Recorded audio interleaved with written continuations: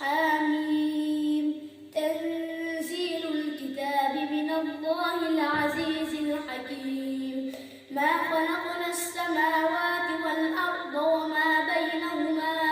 إلا بالحق وأجل مسمى والذين كفروا عما أنذروا معرضون قل أرأيتم ما تدعون من دون الله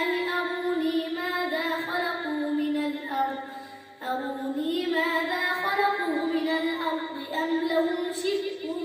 في السماوات ائتوني بكتاب من قبل هذا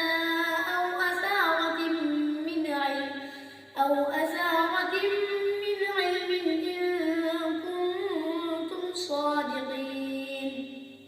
ومن أضل ممن يدعو من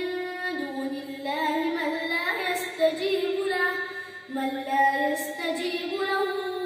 إلى يوم القيامة وهم عن دعائهم كافرون وإذا حشر الناس كانوا لهم أعداء وكانوا بعبادتهم كافرين وإذا تتلى عليهم آياتنا بينات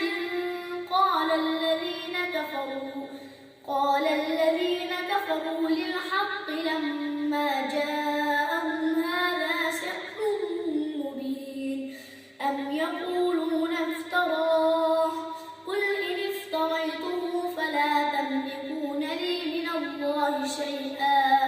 هو أعلم بما تفيضون فيه كفى به شهيدا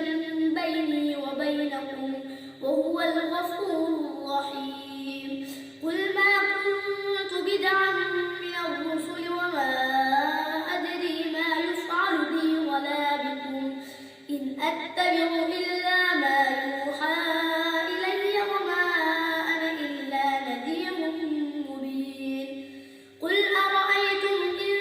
كان من عند الله وكفرتم به وشهد شاهد من بني إسرائيل على مثله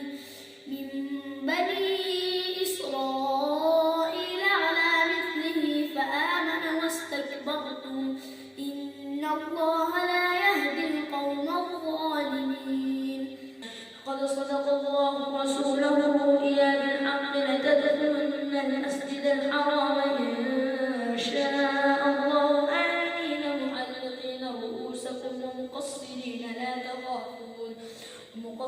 لا تخافون فعلم ما لم تعلموا فجعل من دون ذلك فتحا قريبا هو الذي أرسل رسوله بالهدى ودين الحق ليظهره على الدين كله وكفى بالله شهيدا محمد رسول الله والذين معه أشداء على الكفار رحماء بينهم تراهم ركعا سجدا يبتغون فضلا من الله ورضوانا سيماهم في وجوههم من أثر السجود ذلك مثلهم في التوراة ومثلهم في الإنجيل كزرع أخرج شطأه فآزره فاستغلظ فاستوى على سوقه يعجب الزراع ليغيظ بهم الكفار وعد الله الذين آمنوا وعملوا الصالحات منهم مغفرة